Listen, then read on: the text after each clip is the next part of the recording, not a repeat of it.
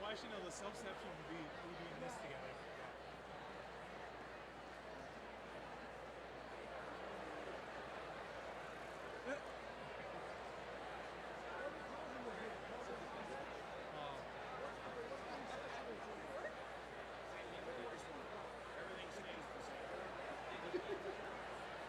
Oh my God. I was taking a picture of Cherry.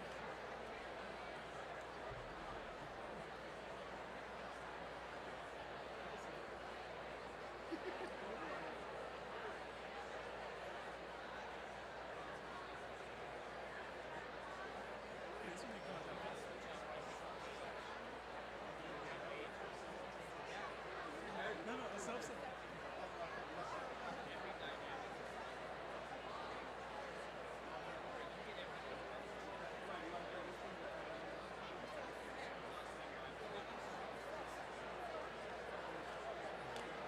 It would technically be me taking a selfie, but you're in the picture and you're taking a selfie with me. Or taking a selfie while being in the picture. Yeah. All right, gentlemen.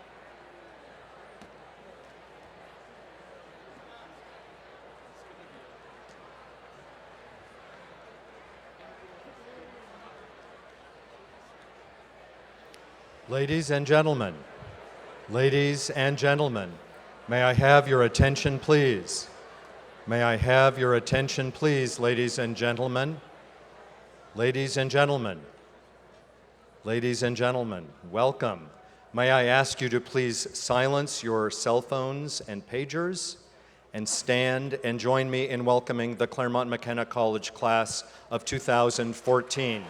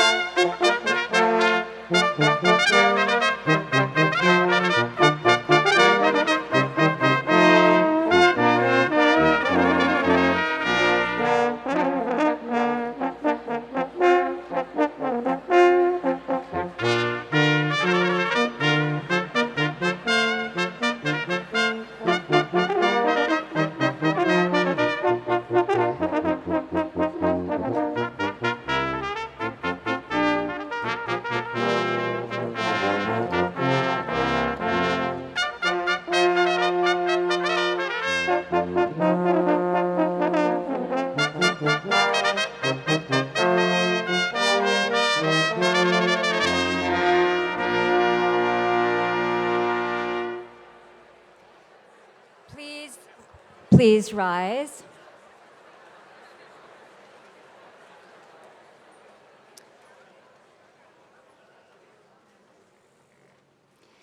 The renowned leader and educator, Booker T. Washington taught, "Remember that everyone's life is measured by the power that individual has to make the world better. That is all life is.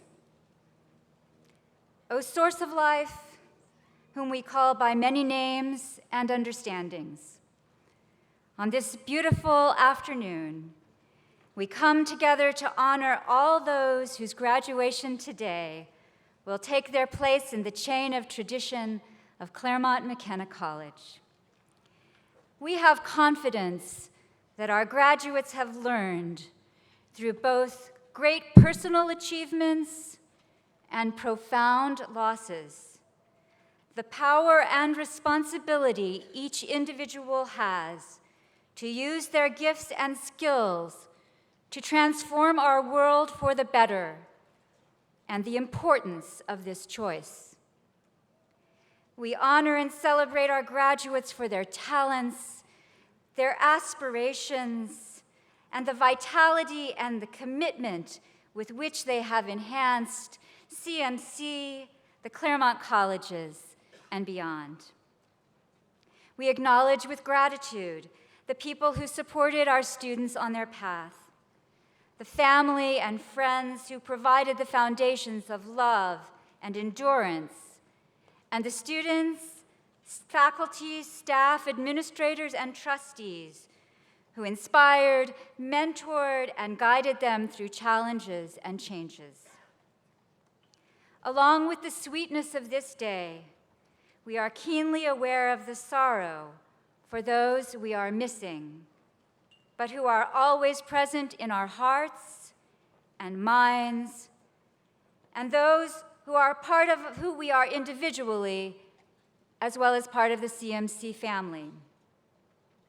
We remember especially today Tamar Kaplan, member of the graduating class of 2014, who taught us to make the world better by living up to the best that is in ourselves. As we reflect on all that brings us to this pivotal time, we pause, focus ourselves on this precious moment, and offer these words of hope and prayer. May these graduates never underestimate their potential. May they find the strength to strive for better, the courage to be different, the energy to give all they have to offer. May all their knowledge lead them to kindness. May they live up to the good that resides within them, using the gifts of their intelligence and the best qualities of their own spirit to create a more just, compassionate, and peaceful world. Amen.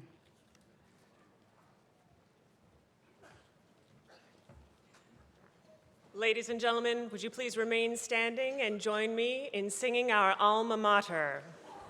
Maestro?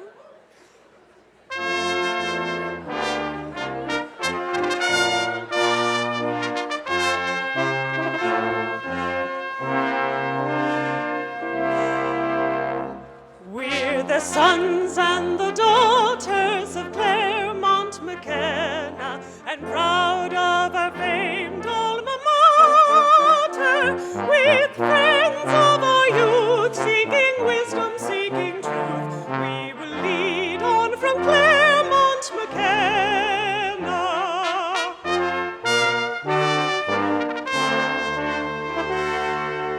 We have crescit cum commercio civitas as a motto at Claremont McKenna.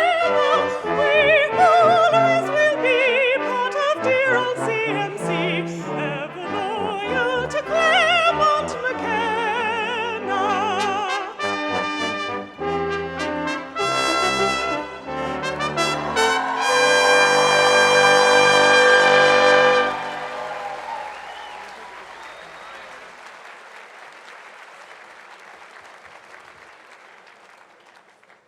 You may be seated.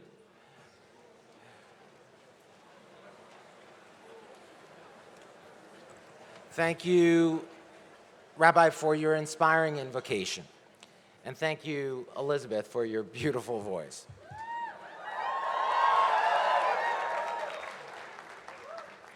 There ain't a registrar in the country that sings like that, right? A glorious afternoon to all of you. I'm Hiram Chodosh. I'm president of Claremont McKenna College, and it is my honor to welcome you to the graduation ceremony for the class of 2014.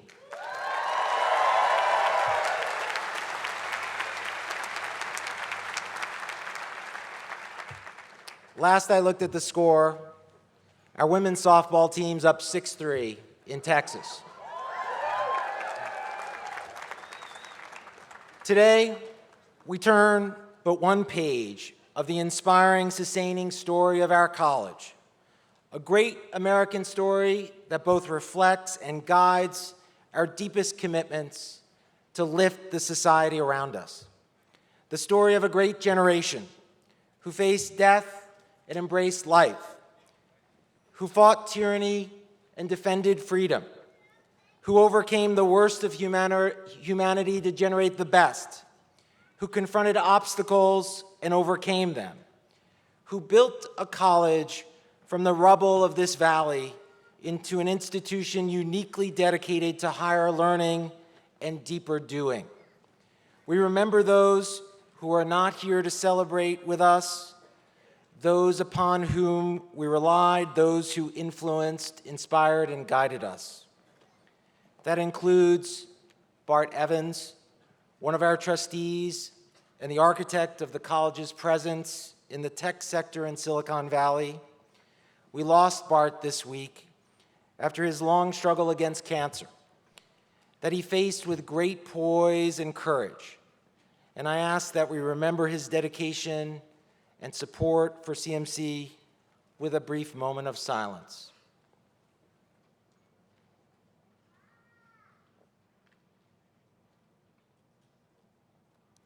Thank you. And we remember our dear Tamar Kaplan, whose spirited and giving nature, whose courage and zest for life continue to inspire us all. Sadly, we cannot bring her back.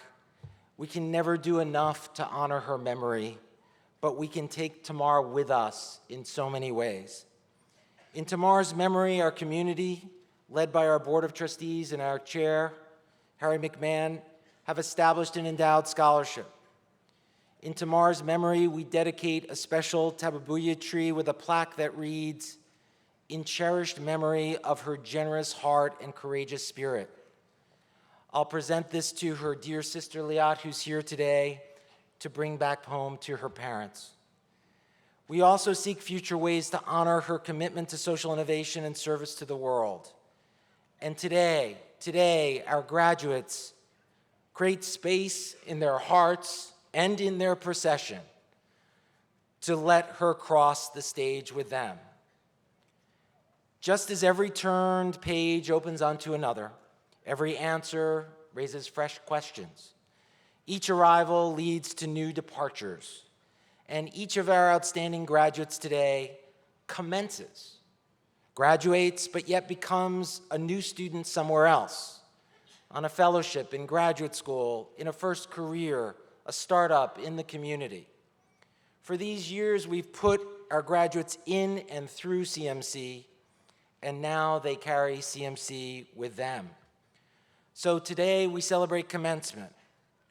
We tell our CMC story back and forth. We look within and to others.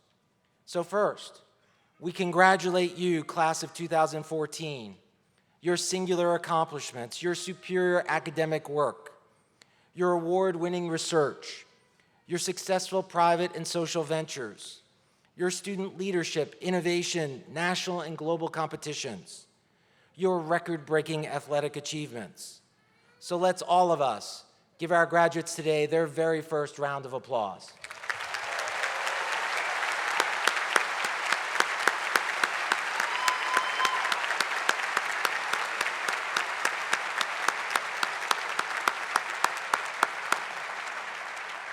And today we celebrate not only our graduates, but all of the selfless commitments, investments, and support you've received from others.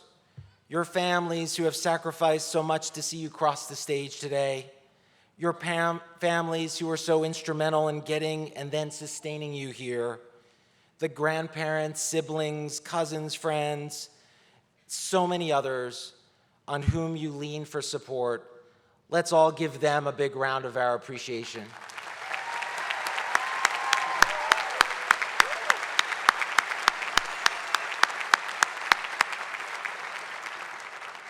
And we celebrate our amazing faculty and staff here at CMC whose commitment to you and your success is without parallel. You've been nurtured, your minds in the classroom and labs, your fitness in Ducey and on the fields, your stomachs in Collins and at the Hub, and both mind and palate at the Ath. And we celebrate our amazing Board of Trustees and alumni of the college who have worked tirelessly, generously, fiercely behind the scenes for your benefit and success. So let's give everyone else who supported you these last several years a show of our deepest appreciation.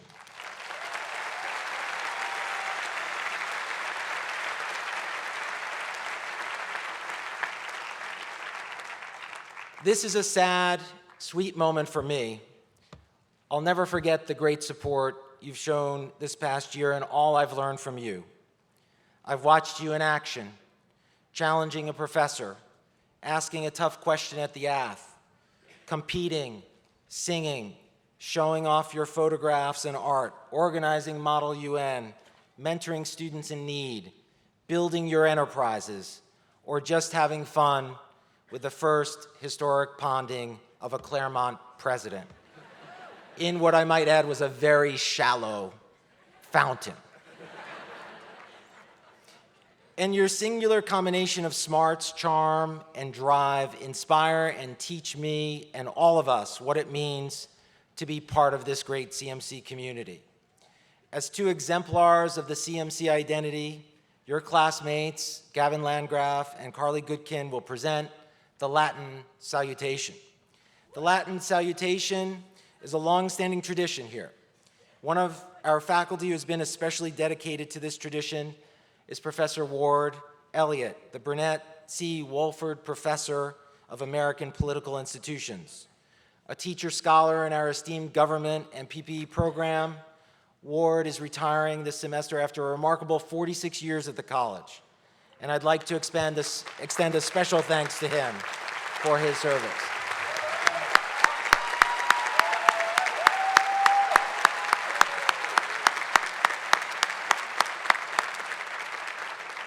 Well, if your Latin's not so great, you can follow the translation. As Ward once famously put it, life is like Latin. If it were easy, the teacher would not have assigned it. Gavin and Carly, thank you.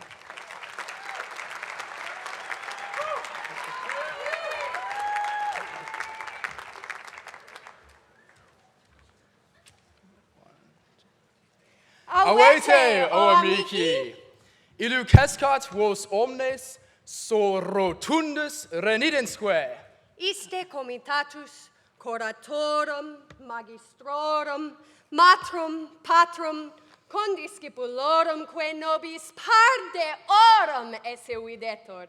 Salutamus in primis Praesidentem novum illustrissimum Hiram Chodoshum.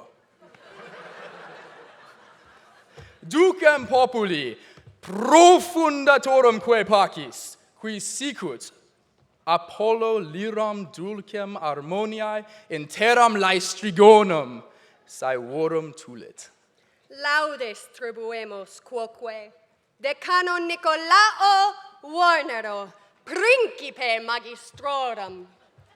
Celebramus matres carissimas, patres honoratissimus, professores eruditimus et principes praeclarissimos curatorum, Enricicum McMahonum, Davidum McGrublianum, Fabros Fortunae Nostrae, Montesque Munificentiae, largiantur semper. Videmus cum gaudio tabularium delectam Elizabetham Morganam et decanum peretissimum Jeffersonum Langam et Joannam McDowellum pontificum maximum cevorum atenarumque. Salutem damus, quoque illi oratori praeclarissimo, Lael Brainardi, consulatori duorum praesidentium, legatoque plenipotenti regni cinae remotae, salvatorique communis pecuniae et Europae. Nec non, postremo et maxime, cantamus de gloria ilias sodalis, eoum eoidumque cervorum atenarumque, ilias stuporus mundi, ilias terrores atrocis gallenarii, ilias coetus extra comparatione classis. Dua, Milia, quattuor decim, in hoc signo vincentis. Quattuor annos iam ab hinc profecti sumus, sicut Ulixis ab oris Troiae, per multas terras actenus incognitas, terram circes me Hercule, ubi omnis en gallinas striga callida commutavit. Terram Cyclopum, divitem uniciclis, terram serenum, non proculab hinc, et terram lotofagorum proxissimam. Gustavimus crustula Atenae, divae apud templum eius dulciora loto. Apricati sumus in litore viridiano, mehera, secundiore insula calypsonis. Obturovimus aures contra verbera canticularum, noctibus Dei iois, blandiores vocibus sirenam. In anno prostremo, sicut Ulixes, navigavimus iter periculosum intertessum et negotium. In itinera nostro, didicimus linguas, mutarum terrarum barbarum, artes mathematicas, arcana mentis, provocationis religionis et eruditionem Aristotelis. Sicut Ulixis, regressus ad Ithacam, atigimus finem itineris nostri. Sed, dispar Ulixo, haec via non ultima es, sed initum ausorum muturum futurum. Faber est quisque fortunae suae. And verbis poetae, non sumus nunc, iste robus quidiebus antiquis moit terram caelumque, nam id quod sumus in aeternum, animus unas, pectoris eroici, tempore enam fatoque fracti, sed semper firmi et robor armati. Semper certare. Lustrare. Discere. Et nunquam cedere. Valete, o amici cari, et tenete semper memoria haec verba antiqua et personantia Dei Athenae immortali. Crescit cum commercio civitas.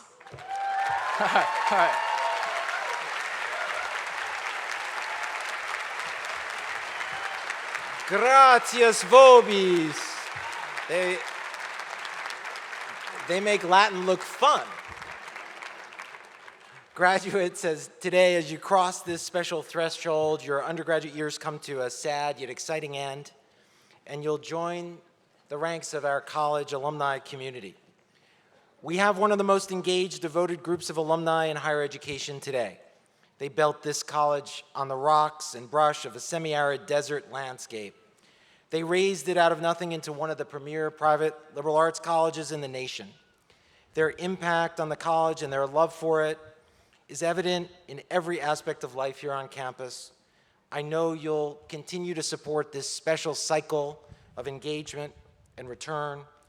It is now my pleasure to introduce to you John McDowell, member of the class of 1979 and president of our Alumni Association, who will provide to you our alumni greeting and tell you more about your new relationship with the college in the years ahead. John.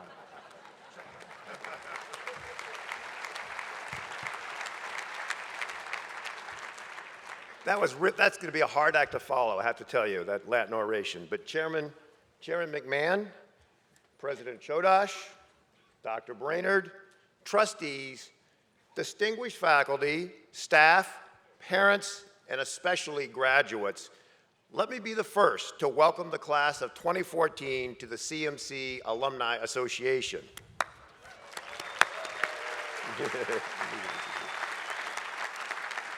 You are a link in an unbroken chain that stretches back to our college's founding, as President Chodosh just talked about. For some colleges and universities, that chain stretches back hundreds of years, but not for us. We're young, and as President Chodosh likes to say, we're scrappy. Our swift rise to prominence means that every link in our chain has had to be strong, and now you are part of that chain. The alumni chain connects you with our very first students. We are so young that some of our original students are still alive today. Now it's time for you to be a strong link in the CMC chain. Now it's time for you to continue the tradition of excellence started by our earliest students and alumni. But what does that mean? It means building on the same experience that you've had here as a student. Just because you're graduating does not mean that your CMC experience is coming to an end. In some ways, it's just beginning. It means relying on those around you, on your fellow alumni, the other links in the chain, to be as supportive of you as you have been of each other. It means if you're looking for a career connection, to look no further than our alumni database. That's where you'll find people across the country and around the world who are willing to help. Looking for a place to live in a new city? Look no further than our local alumni. They can tell you about the neighborhoods, and they can offer you a place to sleep while you get on your feet. Do you need a lawyer, an accountant, a doctor, or maybe an investor? Look no further than the CMC alumni in your area. Each time that you reach out to a fellow CMCer, you're forging stronger links in our chain. You're also connected to generations of students and alumni who will come after you, maybe some in this audience. Your job will be to keep the chain unbroken and help them along their path as they build on the successes that you will enjoy. Part of keeping that chain unbroken is to stay connected with CMC and to help us grow our future success. Involvement in Forum for the Future and supporting the Alumni Fund are two important ways that will keep you connected and help CMC to continue its rise to prominence. So in closing, let me give you a couple of practical tips for connecting with your fellow alumni. So first, when you move, you've maybe heard this before, but update the alumni database. We have 19 alumni chapters around the world and across the United States. But if you live in Silicon Valley and the database thinks you live with your parents in Wisconsin, you will not be alerted to all the great activities in your area. Second, keep up with us on social media, Facebook pages, Twitter feed, LinkedIn group. It's all there for you, and for those of you on your phone right now, just go there and sign up. And third, return for alumni weekends to reconnect with the college and your friends. We just held an alumni weekend. We had a lot of fun. You saw how much fun we had, and you'll have that same fun too. We're excited that you are now a link in the unbroken chain of CMC alumni. Congratulations on a job well done and on a bright and beckoning future. Class of 2014, we can't wait to see what you'll do next. Thank you.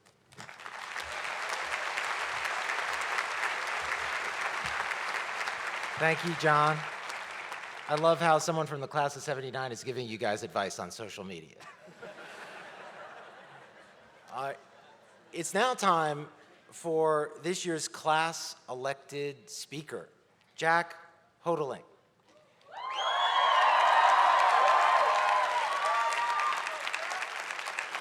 Jack, as you know, is a government history major who hails from Hastings-on-Hudson. Jack has participated in our Washington semester program, as well as studying abroad at University College London. He has a deep love and interest in the field of history, as well as philosophy and literature. His senior thesis wove together the vision of poet Tagore and the great philosopher Dewey. And after graduation, he plans to return to England to study for a master's degree in history from the London School of Economics. Please join me in welcoming Jack to the podium.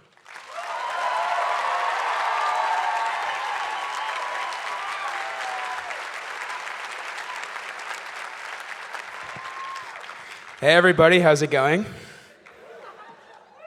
Thank you to President Chodosh. Thank you to all our distinguished guests. Thank you to the administrators. Thank you to the deans. Thank you to all the great professors. Thank you, close family members, Mom, Dad, Sam. Thank you to the less immediate, impeccably tan SoCal relatives. I'm happy to see that John Boehner is impacting fashion, if not policy. Most importantly, thank you to the students, my friends. I can't believe you're graduating and that you're letting me, the kid who fell into the stingray tank on a second grade field trip to the aquarium, to be your graduation speaker.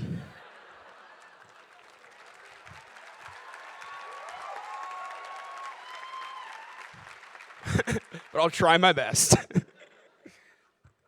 When I was applying to colleges more than 4 years ago, what struck me at first glance about Claremont McKenna College was its application, and particularly what it asked for in its supplementary essay. Most schools had a similar template, one in which they left it up to the student to explain themselves and why they wanted to attend school X. CMC was different. Write about a leader, they told us, and why you think that person is a leader. The second part of the question obviously being more important than the first. It didn't matter, after all, who you picked as your leader, whether it was Barack Obama or Steve Jobs, whether it was Thomas Pynchon or Groucho Marx or some not very famous chemist that no one here has ever heard of. Because it wasn't about the person you chose, it was about you. That by explaining and vouching for someone else's leadership abilities, you were writing about what you thought the word meant. And in essence, you were seeking to demonstrate your own leadership potential. You know, it wasn't until we got to campus that we realized that becoming a leader is no easy feat. That just because we were able to write about a leader did not make us one. And that becoming one would involve trials and tribulations more strenuous than any of us could have ever imagined. In my case, it would mean the recreation of a persona that I had spent 18 years building in my small enclave in Westchester County, New York. This process of recreation would include the trivial, of course. I soon learned, for instance, that delis are provincial rather than universal, and that unlike New York, not every block in Claremont would have one. That the New York accent was actually a funny, novel thing, seemingly the artistic brainchild of the Scorseses, Coppolas, and Seinfelds of the world. That as a Red Sox fan who grew up in Yankee territory, hardly anybody west of the Hudson seems to care that the Yankees suck, and that Noma is so much better than Jeter. Yet my process of reconstruction would reach so much further and deeper. It led me to Washington, D.C., and then to London, in search of adventure, but more importantly, in search of freedom from my narrow and in many ways immature ways of thinking. It brought me into deep, sometimes painful connection with family members and friends, ones that I love fervently and unconditionally.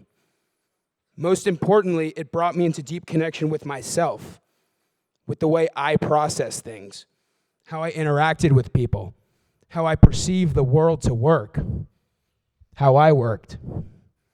This process confused me, frustrated me, and humiliated me. There were even moments when I felt devastated, as I slowly and sometimes sluggishly discovered that my views, in many regards, were superficial, incomplete, and even sometimes straight up wrong. And yet it also saved me. It saved me from my own illusions, my own figurative enclave. For this journey of discovery brought me closer than I had ever been to my own raw self. And it's only once you get a glimpse of it do you realize that this oneness with yourself and that which is around you, with what's real, is far more beautiful than anything you could have possibly imagined in that previous illusory world. For the first time in your life, you feel like you kind of have control. You don't need that boy or girl you've been crushing on, or that iBanking job, or that acceptance letter from law school to make you feel meaningful, or happy, or alive. You don't feel like you need to hide stuff from people. And most important of all, you feel, maybe for the first time in your life, like you can truly love people without expecting things from them. I mention leadership because while I think there are many versions of being a leader, there is, as far as I can tell, only one way to become a leader. And it comes through this process of learning to examine yourself and learning to willingly criticize yourself and ultimately learning to lead yourself. That only by learning to lead you, your army of one, can you really begin to spread beauty and light to others. I don't want to make this process seem lame or boring because it's not.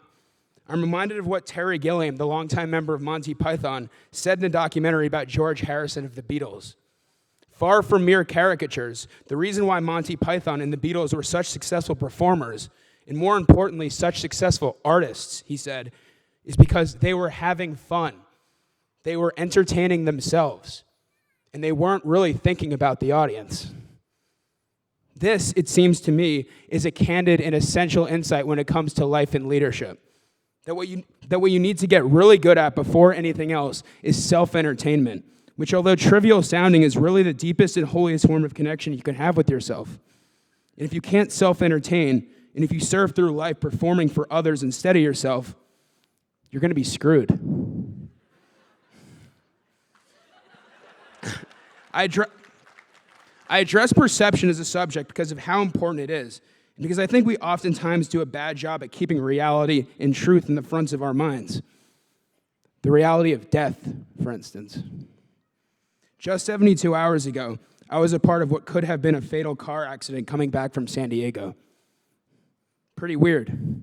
Beach and friends and sun and terrifying car crash all in one past memory. Everyone was and is fine, but the incident really did remind me of how we naturally and inevitably tend to mask realities which seem brutal, but nonetheless realities which we need to understand and remind ourselves of in order to find meaning and joy. And maybe this fear of reality goes back to the fear of ourselves and of struggling to come to terms with who we really are, and how sometimes, frankly, we shortchange ourselves. I mean, if only Blagojevich followed his passion for journalism, right? Or if Madoff became a Shakespearean actor. Or Kenneth Lay a zoologist. I'm joking, of course, and I'm not trying to play the pointless role of Captain Hindsight. But I sometimes wonder whether these people who go into lines of work CMCers notably go into would have steered clear of infamy if they had known themselves a little better. if they slowed down and took more time to learn to be kinder and funnier and stronger and happier and greater than, in this case, the misleading and futile greatness that the title of governor or CEO or hedge fund manager gave them. And yet I'm convinced that CMC has helped us begin this journey of self-discovery.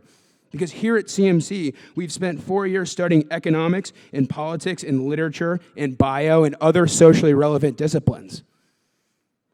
And yet we've also been given time to study our home topography, to borrow a phrase from Thoreau. And let me be clear, this process of learning and discovering is so far from over. I do feel sort of wiser than I did when I first arrived here, but I also know that the process has only just begun, as I have so much left to learn and see. And at the end of the day, I'll learn, like many before me, that the world is too big for any of us to wrap our arms around, and that whether I like it or not, I'll always live in a state of partial ambiguity. And yet partial is a key word, because it's going to be up to us how partial we want that ambiguity to be. Because if we all dedicate parts of our lives to thinking and seeing and criticizing ourselves and learning to put ideas together, then sure, we're not going to learn everything. We're going to learn a lot.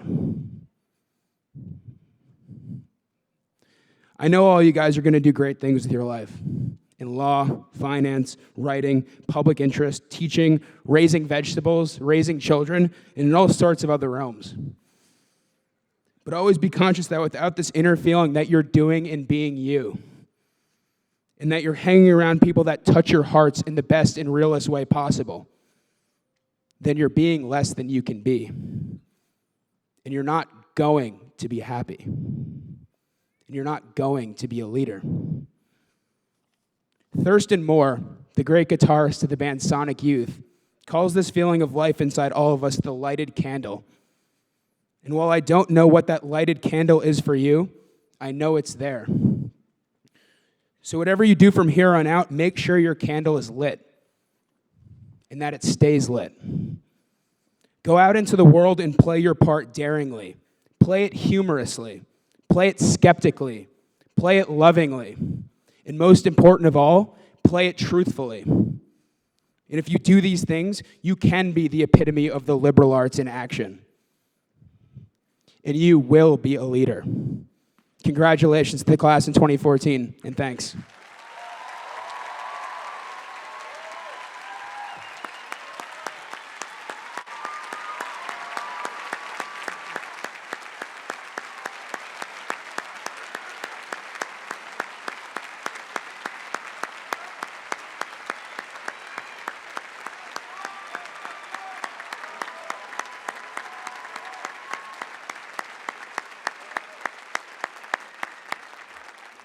Thank you, Jack, for those great remarks. It is now my pleasure to confer an honorary degree from the college, guided by our institutional commitment to recognize a trustee, alum, professor, or friend who has demonstrated significant lifetime service to and support of Claremont McKenna College or the broader community.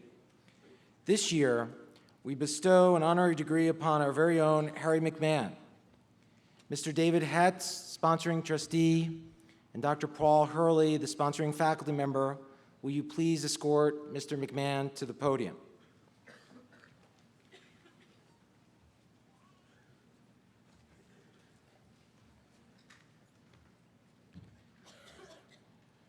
The following is a resolution adopted by our Board of Trustees. You became the 10th chair of the Claremont McKenna College Board of Trustees in 2006 and have served with distinction for the last 8 years. You led the college during a time of unprecedented success in philanthropic support, including surpassing the $600 million goal for the Campaign for Claremont McKenna, the largest achieved campaign in the history of U.S. liberal arts colleges. You have guided Claremont McKenna College through the implementation of a new campus master plan, the enhancement of the campus's physical profile, the expansion of the college's academic landscape, including the establishment of the Robert Day School of Economics and Finance and the Robert Day Scholar and Master of Art in Finance programs. You have actively worked to enhance the experience of students and faculty members through the establishment of the McMahon Family Professor of Corporate Finance and George R. Roberts Fellow, and through the annual Harry T. McMahon Named Annual Fund Scholarship. You served as a member of the advisory board for the Kravis Leadership Institute and have been a key advisor to and supporter of the Institute for the past 20 years, during which you chaired the board from 2001 to 2002, and then from 2005 to 2006. You serve as an inaugural member of the selection committee for the Henry R. Kravis Prize in Leadership, and have been instrumental in the shaping of this notable award since its establishment in 2006. You are an active member of the Claremont McKenna College alumni community, having served as president of the Chicago chapter as a young alumnus. In 2010, your service was recognized with the George C.S. Benson Distinguished Achievement Award. You serve as a leader in the finance sector as the executive vice chairman of the Bank of America Merrill Lynch, and as a member of the Global Corporate and Investment Banking Leadership Committee. You and your wife, Jacqueline, are the proud parents of 4 children: Ryan, class of 2008, Sarah, Charlie, class of 2009, and Lydia.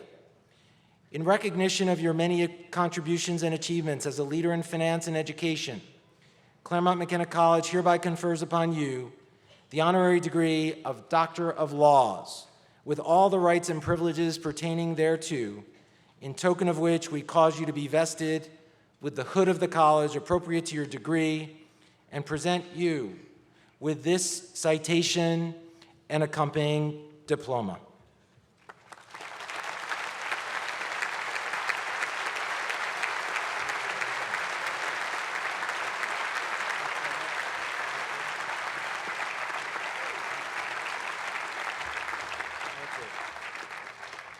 I'm so sorry you had to sit through that. It's hot, and this is your day. I just want to share that I've been in your shoes. 39 years ago, right over there where the Crown Hall is today, is where I was dressed like you, and it was a near perfect day. So I can appreciate how you feel. This is a near perfect day. I got to tell you, I get to relive that in these fancy threads again today, and I've had a chance to relive that many days since I got engaged as an alumnus around here. I mean, the psychic income I've gotten from being engaged in this college, if there was an exchange rate into some monetary equivalent, I'd be on the world's richest list. There's no question about it. There's a wonderful philosopher coach called John Wooden, a little before your time, who said that you can't enjoy a perfect day without doing something for someone that's not going to be able to thank you. If you could translate that into Latin, that would give our motto a run for its money. So think about that. You cannot enjoy a perfect day unless you do something for someone that you know can't repay you. This place repays you in spades. So my message is, get engaged as alums, and you will have plenty of perfect days in your future. Thanks very much, you all.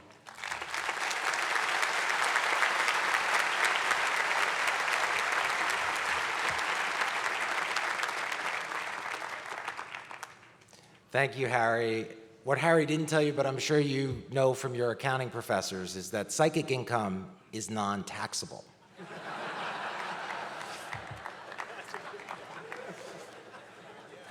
Well, there's no higher calling than service on behalf of the greater good. Many speakers in many different settings have imparted this lesson about public service to students. Our commencement keynote speaker today, Dr. Lael Brainard, vividly exemplifies this principle as our graduates seek to make a difference in the world. Dr. Brainard has been very busy. She is former Undersecretary of the Treasury for International Affairs and is currently a presidential nominee to sit on the Federal Reserve Board of Governors. As the former top economic diplomat at the Treasury Department, and in her service to 2 U.S. Presidents, Bill Clinton and Barack Obama, Dr. Brainard has played central roles in many events and issues of wide-ranging global significance.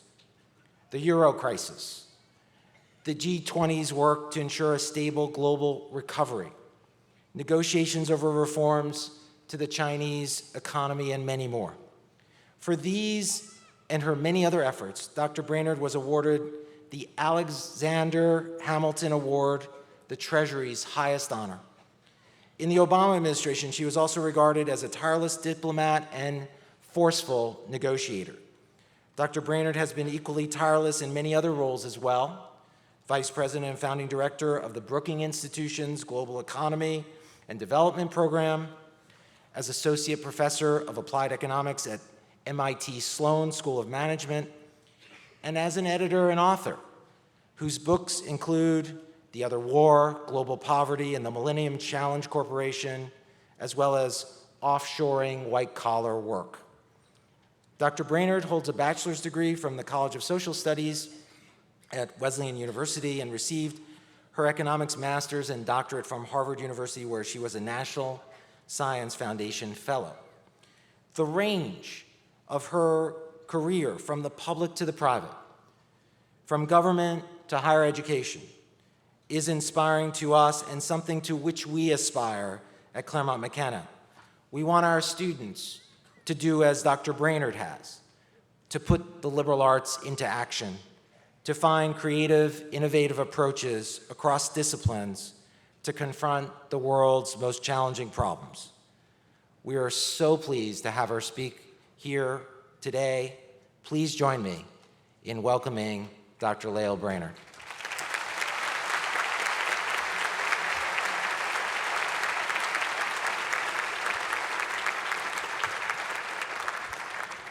Good afternoon. President Chodosh, distinguished guests, families, members of the faculty, members of the Board of Trustees, students, and especially class of 2014, it is an honor to be with you here today. Class of 2014, this is your day. This is your commencement, the commencement of your journey as adults, and yes, as leaders who will inherit responsibility for our great nation and our precious planet. So let me offer a few thoughts to shape that journey. First, find your focus. This day of celebration, no doubt, has already been memorialized in thousands of pictures and countless selfies. That is as it should be. But then will come the time to transition your sights from the immediate moment to the longer journey, from ourselves to the community, the country, and the broader world. In the months and years ahead, your challenge will be to resist the temptation of the instantaneous snapshot and instead focus on a sustained and thoughtful endeavor in the world. Sustained focus is genuinely difficult when you are relentlessly bombarded with images and emails and random comments from random people in cyberspace. But your time here has given you the framework and the drive to find and sustain that focus. In late September 1789, the first Secretary of the U.S. Treasury, Alexander Hamilton, was asked by Congress to write a report on public credit, a seemingly mundane task. 3 months later, Hamilton delivered a 40,000-word proposal that was breathtaking in scope and ambition. It foresaw the creation of public debt markets for U.S. government bonds. It proposed a radical way to bind the embryonic political union together permanently in the spirit of shared sacrifice through federal assumption of state debts incurred for the Revolutionary War. Love it or hate it, no one disputes the brilliance of that work. Even today, it's relevant and controversial as our European friends wrestle with some of the same questions. Hamilton's 40,000-word masterpiece was the product of what one biographer describes as a sustained bout of solitary Herculean labor, with Hamilton closeted in his study day after day. Imagine how history might have differed had he instead been responding to texts and emails every few minutes tweeting, surfing the web, posting, selfies, and Snapchatting. So every once in a while, just every once in a while, don't take the selfie, put down the iPhone, and focus on what you are doing and can do to connect to how you want to make your mark in the world. A few years ago, as our country was just getting back on its feet after the collapse of Lehman, the world started lurching toward a second massive financial crisis. By this point, our ammunition had been exhausted and we were tapped out. For me, working at the US Treasury at the time, the most maddening part was that the critical decisions sat on the other side of the Atlantic, and the necessary authority was dispersed among numerous political leaders. So we invited those leaders at the epicenter of the crisis to a late-night meeting with the President of the United States, and it was an epic meeting. Several of the leaders tried to persuade one of their peers to step down. Most of the leaders were trying to persuade somebody else to write a check, knowing it was as deeply unpopular as it was vital. There was pounding on the table, there was posturing, there were tears, and there was a moment of leadership when participants were reminded of their historic shared responsibility and the catastrophic consequences of not taking action. So here's the thing, I did not post one selfie from that meeting, not one tweet. By putting down my smartphone and even my pen, I had an experience that will always shape my view of what is possible and how to do it. That meeting, and several others like it, helped eventually to galvanize the grand bargain that restored stability and let our recovery continue. And the insight from observing those leaders was timeless. Their rhetoric, their tactics, and watching some of the world's most powerful leaders feel powerless in the face of perceived constraints. So find your focus and make it worthy. Secondly, take some risks. Travel, live richly by living shabbily, expose yourself to new experiences, new ideas, and new people. In the years following my own commencement, I did not acquire a stick of furniture. I shared living spaces with dubious characters in shabby neighborhoods. I was pretty handy with a can opener, and I slept in a rented car more often than I'd like to admit. I roamed the country and the globe incessantly, and I acquired a treasure trove of experiences that continue to inform me today. I tried in Detroit to help one of the big three figure out how to compete with cheaper imports while continuing to manufacture here in the United States. I observed the death of the textile industry in the middle of the miners' strikes in Thatcher's England. I bore witness in Mexico City to the devastation wrought by the 1980s financial crisis on lives that were barely connected to the banking system. I witnessed the birth of microfinance in rural Senegal, which for the first time enabled small business owners to get credit and grow their businesses and lift up their families. Since that time, whenever I have found myself wrestling with questions about how to help communities wrestling with dislocation or what kinds of solutions actually work, it helps me to remember those people I met during my adventures on the frontiers of the global economy. I don't any longer have the luxury of interacting firsthand with those communities for months at a time, but you do. Indeed, many of you have already started to venture forth and have those kinds of experiences. I can guarantee you, you will be amazed how much those experiences enrich your imagination, inform your judgment, and hone your instincts for years to come. Of course, taking risks means you might fail, you might even fall. I was in my first job, the first time I was invited to present at a key meeting with the head honcho of an important client. It was a huge meeting for my boss and for myself. I was dressed in my thrift shop best that day, along with my only pair of heels. I had a tall stack of meticulously prepared killer slides as I strode across the very polished floor of corporate headquarters. Next thing I knew, I was on the floor, my feet splayed out underneath me, slides strewn all over, with my dress split from hem to waist. Luckily, I was too young to let that stop me. Moments later, I was standing in front of the hot lights, stapled from hem to waist, winging it without benefits of slides. I like to think, of course, that's why they invented PowerPoint and flash drives. But this is the best time in your life for taking risks and for failing sometimes, so embrace it. Third, make sure you know who has your back. In fact, if you take a good long look around you right now, you will see your home team.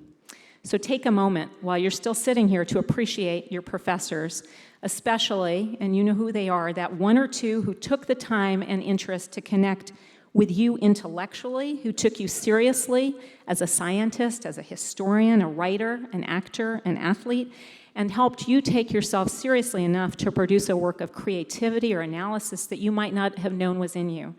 30 years from now, you will still remember something they said to you that shaped your path. I know I still do. Appreciate your parents. Until you stand in their shoes, it's very difficult to fully appreciate just how hard they have worked to get you to where you are today, or to comprehend that split-screen image that they see of you today as a college graduate and still as a toddler, once again, catching their breaths as you take your first steps, this time out into the world of jobs and travel, mortgages and marriages and parenthood. And appreciate, of course, the friends that you made here. Starting with your very first days, these are the friends who partied with you, who pulled overnighters with you, who won games with you, lost games with you, and counted down together with you to senior week. Over the next many years, these are the same friends who will know you best, who will be your greatest supporters and collaborators, and who will always have your back. Fourth, take action. When you have that opportunity, act. There's always a temptation to hold back, to keep your options open, but there are times when you must act. In my line of work, financial crises happen with depressing regularity. Perhaps someone sometime will figure out how to break that timeless cycle of greed, followed by fear, the belief in the sure bet, followed by the stampede to the exits. But until that time, we can only hope those with the capacity to act will do so, even when there's no guarantee of success. In our case, it fell to a very unlikely duo, the President of the United States and the head of the Federal Reserve, to take the profoundly unpopular but necessary actions that helped to build back confidence, credit, and jobs. With skyrocketing unemployment, collapsing trade, and confidence shaken, the United States took initiative and led our partners to mobilize a massive rescue of the global economy. And this was one of history's rare moments when a soft-spoken central banker drew on his academic expertise to don the cloak of a superhero and rescue the economy. You can only contrast it with the Great Depression to know how critical it is not to reject that mantle of responsibility. Today, of course, we confront different challenges, your challenges, seemingly less urgent but no less important. Our economy is growing and incomes at the top are rising, but incomes at the middle are stagnating. The promise of economic mobility, which is at the very heart of our system, is receding. That's one of the many challenges you will face together with disease, with climate change. There are so many ways for you to make a difference, from teaching in at-risk schools, to raising awareness through blog posts, to running for state office, where some of the most innovative policies are pioneered. The choices we confront in our lives will likely not be as clear-cut, as visible, as monumental as Adam Silver faced early in his tenure at the helm of the NBA, but let's all pray that when we do confront those consequential choices, big and small, we do the right thing, we make a difference, we act. And finally, make your contribution meaningful by making it your narrative, your soundtrack, your screenplay. If you want to make your mark in the world, you have to figure out what animates you. For me, growing up in Cold War Germany and communist Poland, I was fascinated by how two countries so close in geography and resources could diverge so sharply simply by being separated by the Iron Curtain. Germany built a vibrant market democracy oriented to the West, while Poland suffocated under a heavy state apparatus oriented to the Soviet Union. Life in Poland was grim and individual initiative stifled. So it was only natural for me at that time that I was interested in why some societies provide opportunities and initiatives to their citizens while others are unwilling or unable, why some communities are successful at lifting up the lives of the poor and the disadvantaged, and of course, how America can be a catalyst for opportunity and for democracy through the ideas and the ideals it represents. But you have your own story. And in the years ahead, you will choose your mission. You already have a strong sense of what animates you, honed by your time here at CMC.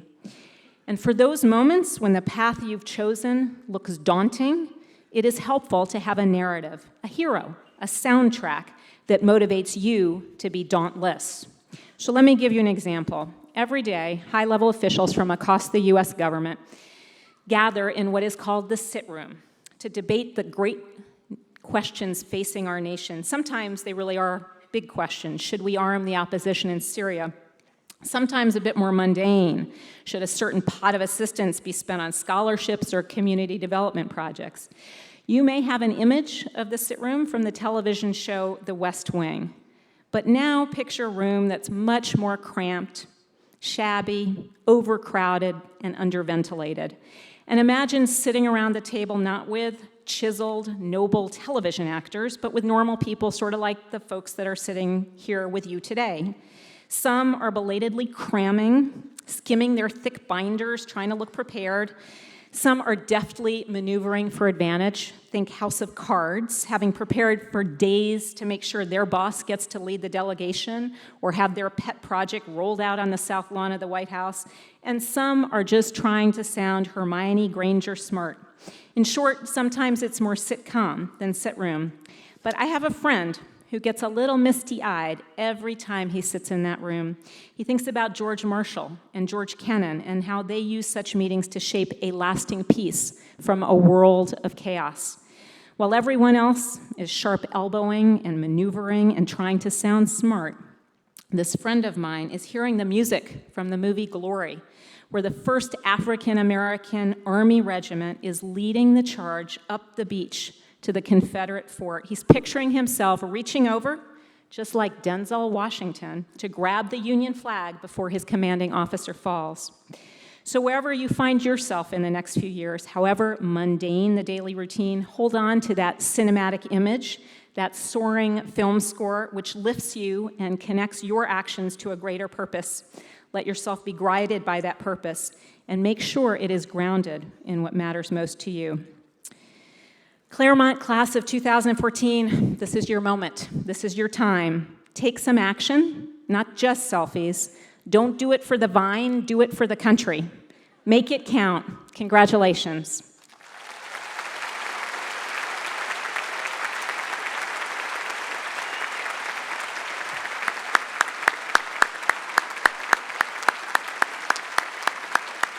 Thank you, Dr. Brainard. Well, we've talked the talk, and now you guys get to walk the walk. All right.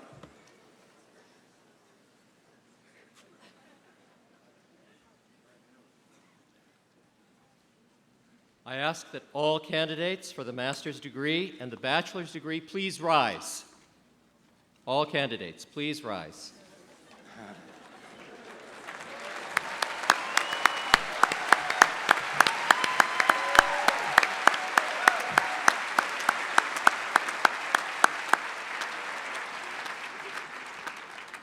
Mr. President, upon the recommendation of the faculty and with the approval of the Board of Trustees, I now have the honor to present the candidates here today, together with others who, having completed all the requirements, are to receive the degree of Master of Arts in Finance and the degree of Bachelor of Arts as appropriate. By the authority vested in me as president of Claremont McKenna College, upon recommendation of the faculty, and with the approval of the Board of Trustees, I now confer upon you the degree of Master of Arts in Finance and the degree of Bachelor of Arts as appropriate. Here's the big instruction. Graduates, please move your tassels from your left to your right with your right hand.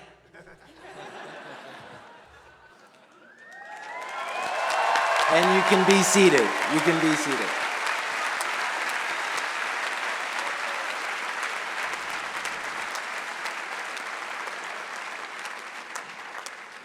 Dean Warner, before we begin, I want to describe a very special procedure.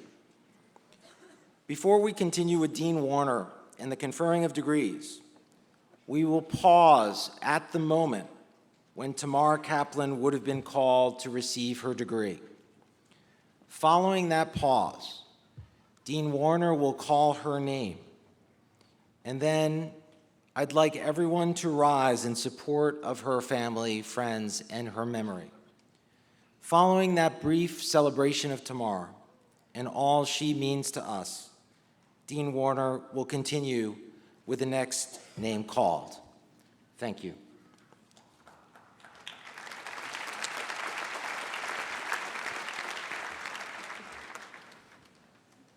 It is my honor to recognize the graduates receiving a master's degree. Ladies and gentlemen, please come forward as your names are read to receive your diplomas. Alexander Cummings. Albert Kim. Nok Kim. Kong Lee. Ting An Lin. Alexander Perkins. Hannah Rogie. Christopher Ruffle. Fengji Shi. Kyle White.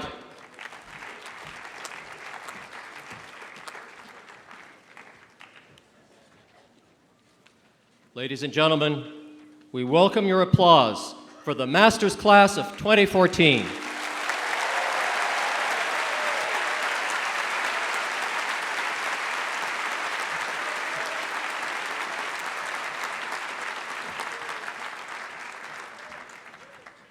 It is now my honor to recognize the graduates receiving degrees of Bachelor of Arts and Master of Arts in Finance. Ladies and gentlemen, please come forward as your names are read to receive your diplomas. Andrew Bergman.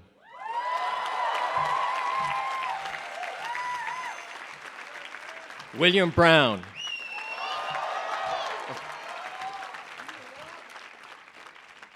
Jasmine DeLucci. Michael Franklin. Roberto Garcia. Ethan Hallberg. Shrivat Kaitan. Stephen Limandibratha. Andrew Rundy. Marco Scola. Shitong Shu. Alexandra Sloves. Ankit Sood. Eric Yi. Lawrence Zhang. Ladies and gentlemen, we welcome your applause for the BA-MA class of 2014.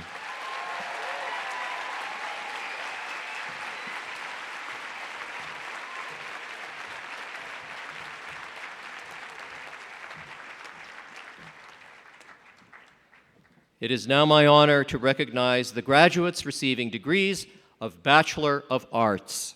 Ladies and gentlemen, please come forward as your names are read to receive your diplomas. Katerina Abazagian. Sean Adler. Julie Ahn. Taryn Akiyama. Christopher Albanese. Gordon Algermissen. Bashar Alhosh. Matthew Allen. Lauren Allen.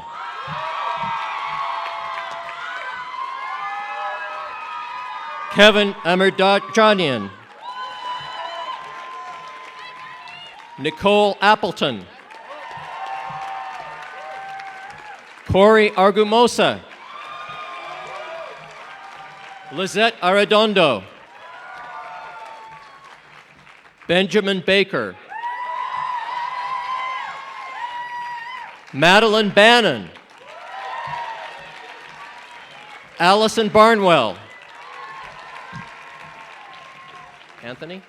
Anthony Barone. Shelby Barthold. Taylor Basso. Melissa Becker. Melanie Bello. Alexander Bentley. Lindsay Burgess.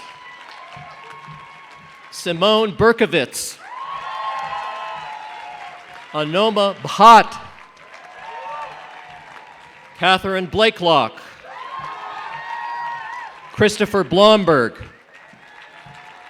Laura Bloom. Mark Blumenfeld. Charles Bliznick. Bojana Bozic. Christina Brandt. Colin Briskman. Jonathan Briskman. Asia Broferio. Minger Broplay. Julian Buckner. Timothy Burke. Lauren Callahan. Emmanuel Camarillo. Sabrina Canella. Felipe Cardenas. Shannon Casey. Walker Casey. Monica Kaysen. Lindsay Chediak. Hikmat Chahabi. Karen Chen. Kelly Chen. Kelsey Churland. Emmett Choi. Francine Chua. Philip Chun. Haewon Chung. Rebecca Suzuki. Slow. Joshua Cohen. Julia Cole. Alexandra Cook. Eli Kuhn. Peter Cornell. Catherine Dahl. Mackenzie Dallas. Amanda Da Silva. Jonathan Day.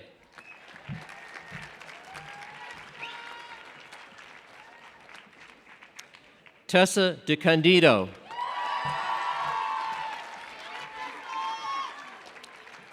Ariel Dennis. Grace Ding. Han Din. Chloe Daubert. Abigail Dolmseth.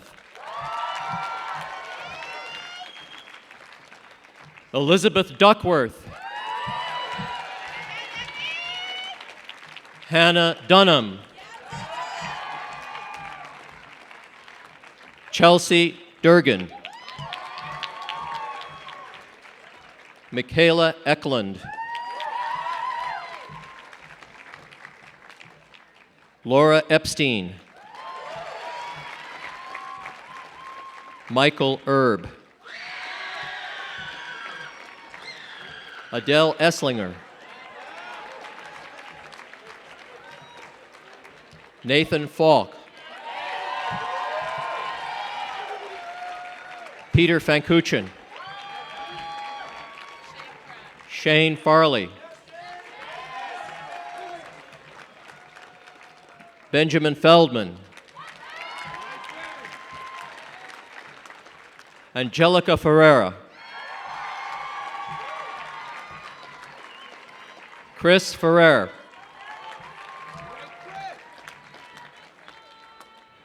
Alyssa Filippelli. Candace Filippelli. John Flannery. Merrill Foster. Alexandra Lee Fox. Nicole Franklin. Madison Friedman. Rebecca Friedman. Andres Fuerte. Patrick Fujieki. Tyler Gaffney. Victoria Gaines. Melissa Guyton. Grant Gaither. Zoe Gall. Jessica Garcia. Shantanu Garg. Ritvij Gautam. Lorian Giles. Nicholas Gillette. Marina Gillois. Hannah Goldberg Morse. Lauren Gonzalez. Carly Goodkin. Kyle Gosselin. Adam Griffith. Ian Gulliver. Rolando Gutierrez. Marina Gutierrez Jones. Noor Haddad. Madeline Hall. Kelsey Hamano.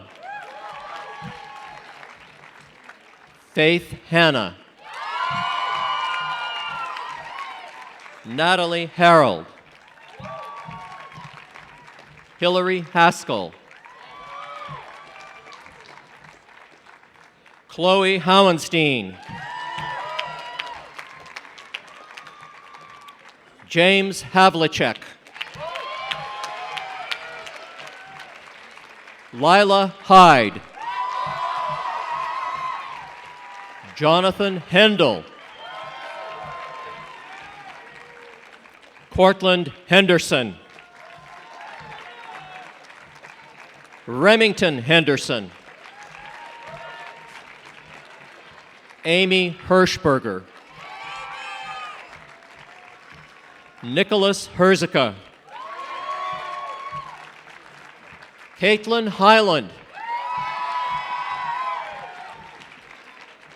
Austin Hill. Joshua Ho. Nicholas Hobbs. John Holland.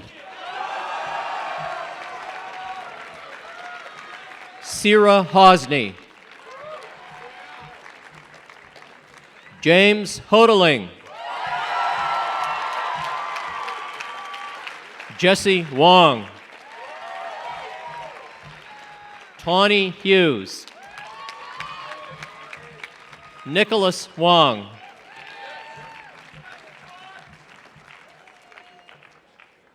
Olivia Jacobs. Vedant Jeta. Mackenzie Javorka. Noah J. Annika Yessen. Henry Johnson.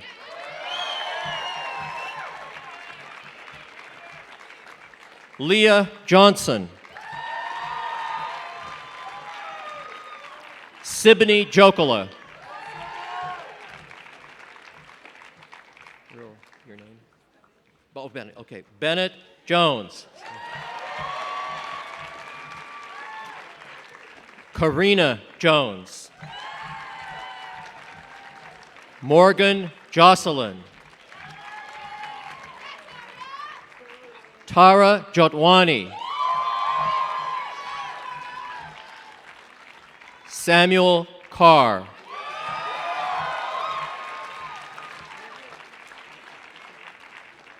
Anandita Kakar.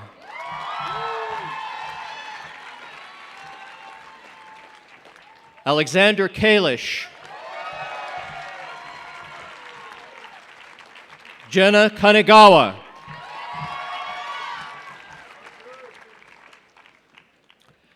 Tamar Kaplan.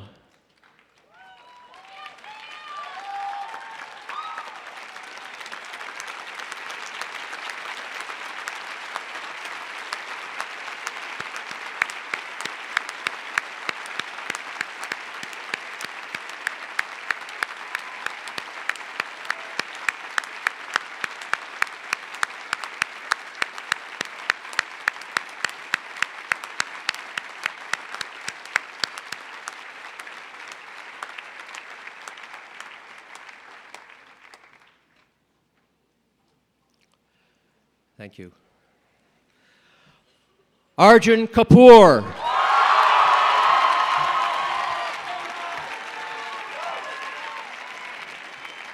Michelle Key. Megan Kelly. Neil Kemp. Nicholas Kennedy. Andor Kelselman. Karun Kiani. June Kim. Sarah King.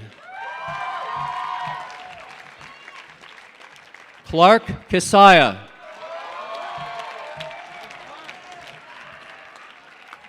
Kendall Klein.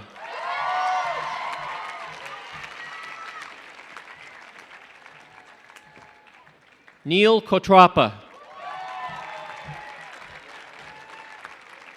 Michelle Kung.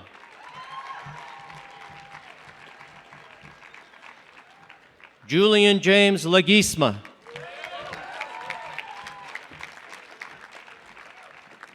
Michael Lamprin York.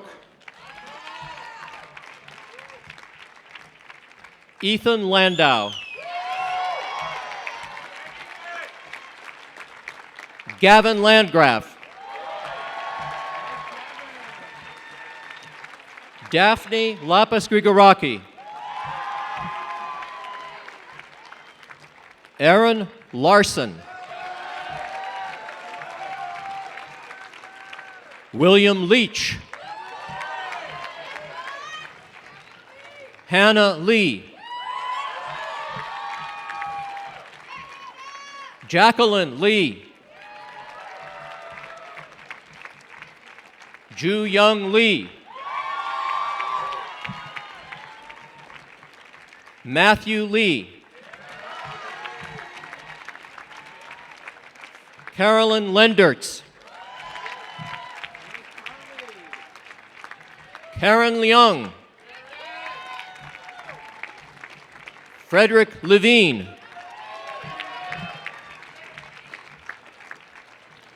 Philip Liao.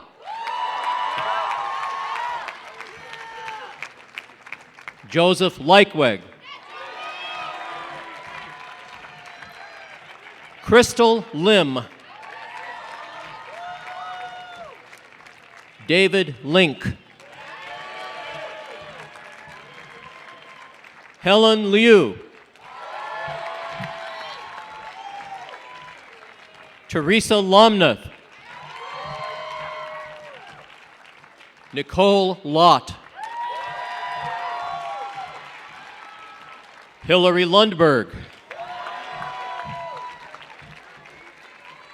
Simon Ma,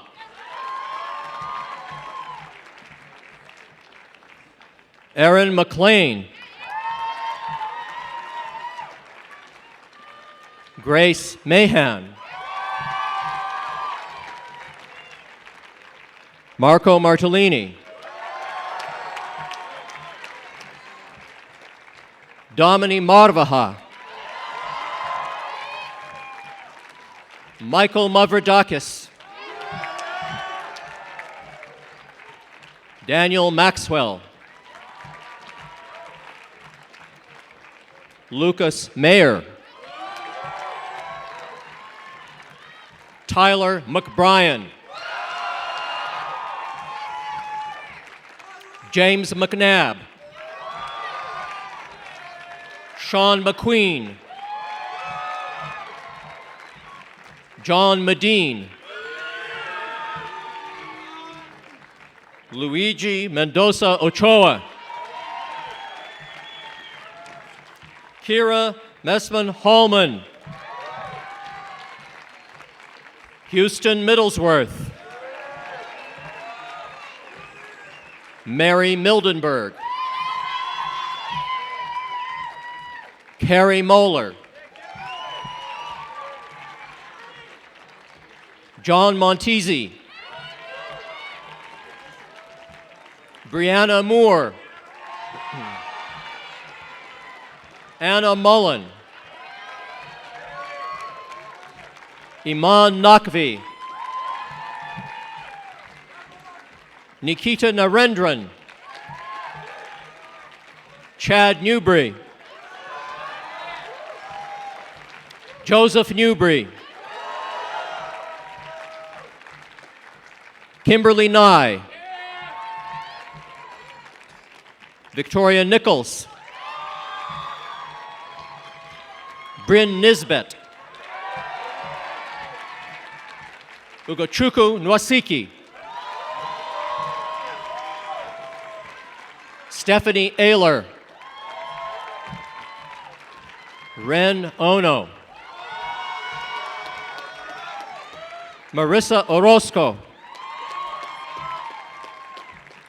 Isabella Ostef Magayesh, Christopher Otterholt, Shri Pandya, Zachary Panzer, Ibrahim Pataudi, Haley Petoskey, Christopher Pay, Jessica Pence, Zhenya Piriverzen, Claire Peterson, Douglas Peterson, Remy Pinson,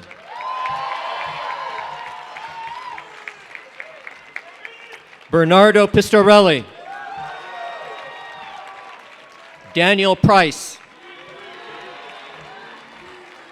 Joshua Rael,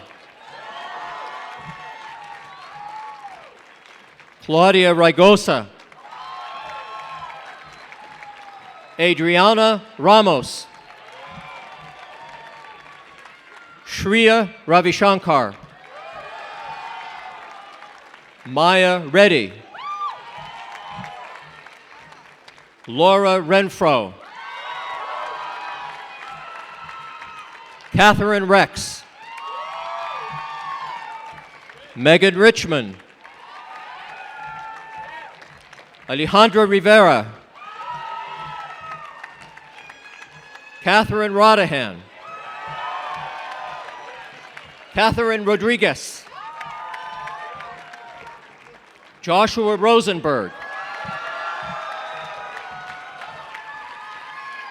Timothy Rotolo, Cameron Ruby, Kanupriya Rungta, Karan Sagi, Veronica Salas, Gabriel Salerno, Gabriel Sandoval, Victoria Santoro, Nicholas Schmidt, Harshit Sidani, Daniel Serra, Tess Sewell, John Shaughnessy, Bradley Shigezawa, Christy Shu, Gabriel Siegel, William Sipple, Ellen Smith, Jordan Stein, Samuel Stone, Nora Studholm, Naoya Sun, Jackson Suster, Britton Sutphin, Justin Sykes, Donald Tan, Matthew Taylor, Blair Thomas, Lauren Thomas, Joshua Thomason, Alexandra Toohey, Wendelin Tran, Theodoros Chirigotis, Catherine Tung, Chandra Allman, Janvi Vaidya, Adrian Valens, Lucas Van Houten, Eric Van Wart, Logan Vesio, Curtis Wang, Brett Watanabe, Mary Waterman, Anthea Weichsel, Christina Whalen, Chloe Wong, Carter Wilkinson, Andrew Willis, Gregory Wilson, Scott Whitty, Ivan Zah, William Yandel,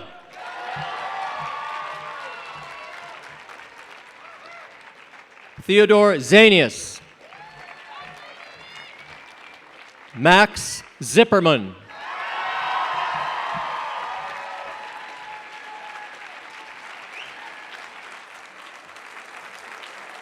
ladies and gentlemen, we welcome your applause for the entire graduating class of 2014.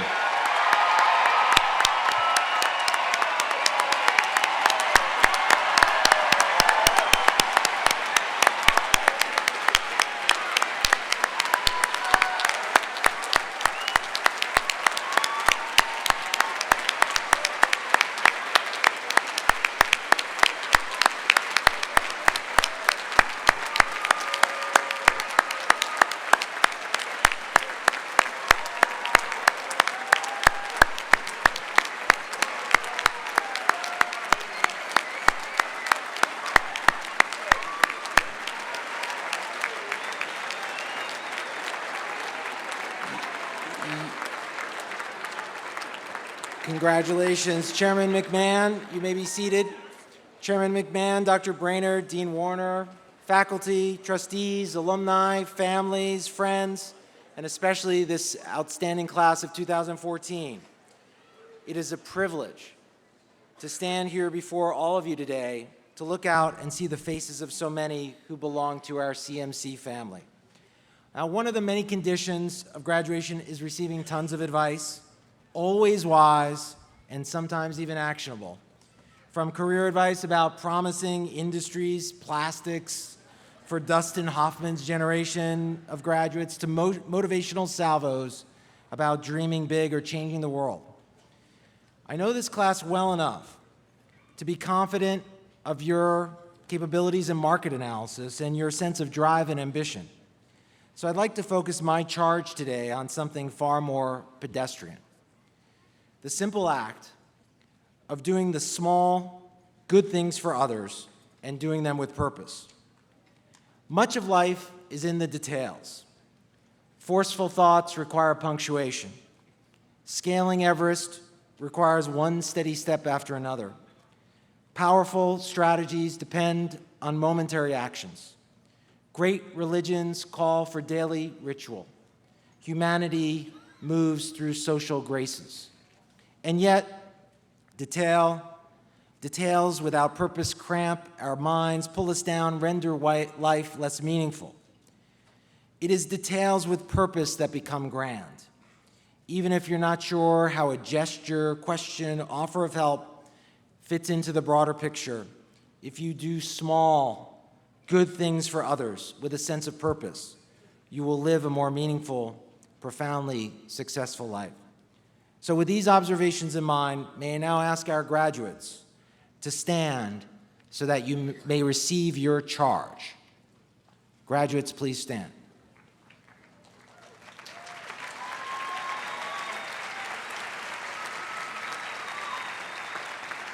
Today, we ask that you think how you got here. Your parents and what they did for you, every diaper, every Band-Aid, every mac and cheese, every drive to school, the field, pool, or court. Your teachers, every red mark to correct your mistakes. The small encouragements to give you the confidence that you now have. The people like our staff who work so hard to help you, cleaning your rooms, preparing your meals, resolving your logistical challenges. These were all, each, small deeds with a purpose, to grow in you the qualities you have so that you can, in turn, contribute those qualities to others. This means calling your parents frequently.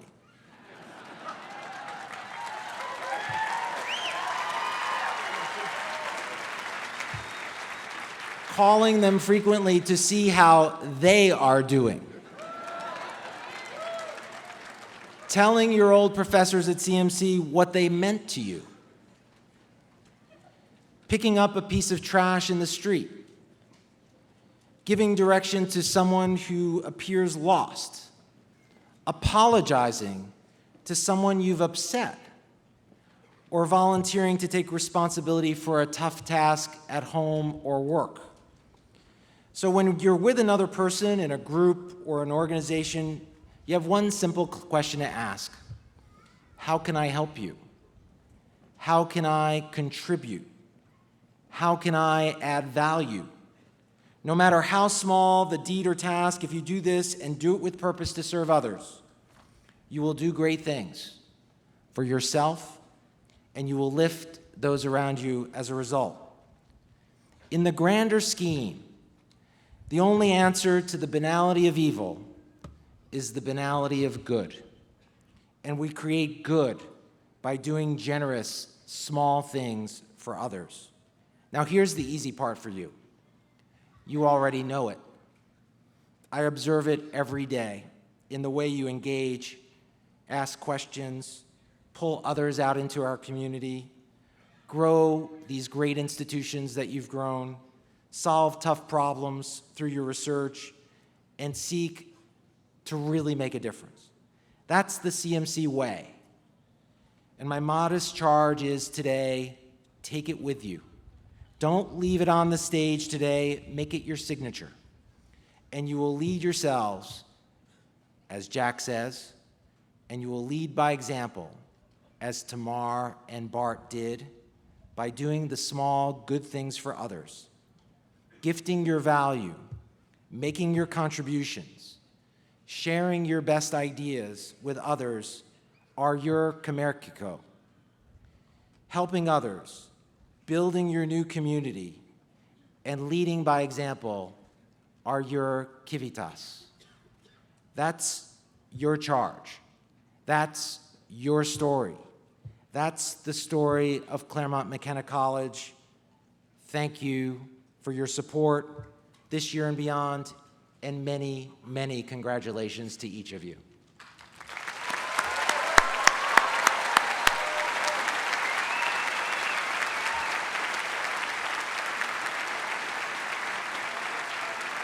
I'd ask the class just to remain standing for our final speaker today, Senior Class President Laura Epstein. I know that many of you plan to take a well-deserved rest after graduation, but Laura won't be doing that for very long. After a brief road trip, that will give quick way to her job as a communications assistant for Andrew Romanoff for Congress campaign in Colorado. It's not her first experience of a campaign. She took off the fall semester of her junior year to work on the Obama campaign in 2012.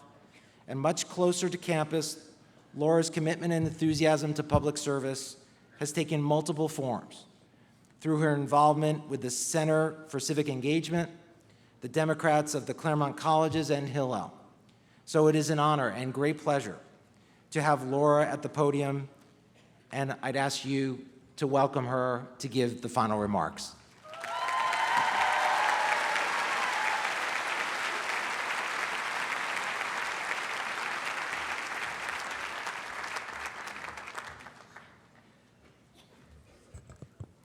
Wow, I can't believe that we just graduated. It seems like these last 4 years have gone by so quickly, but they sure have been incredible. We have all learned so much from each other, from our professors, and from our experiences here, whether it was while we were abroad, at TNC, or just in a computer lab. The experiences that we've had here are just the start of our lives. We all have the knowledge, skills, and friends that we need to succeed as we move on from here. There certainly will be bumps along the way, and in fact, there should be. Now and the next few years are the time for us to take risks and try new things. But we will have the support of our community here for the rest of our lives as we do that. We are now officially alumni of Claremont McKenna College forever. I hope that we all stay connected to our Claremont community and that years from now, whether we're traveling or at home, we attend alumni events and reach out to other people under this tent today to catch up, no matter how long it's been since last talking. The bonds that we have created here seem like they're unbreakable, but it's up to us to keep that up. And I hope we'll continue the CMC spirit in our workplaces and in our communities in the open and supportive way that we have done here.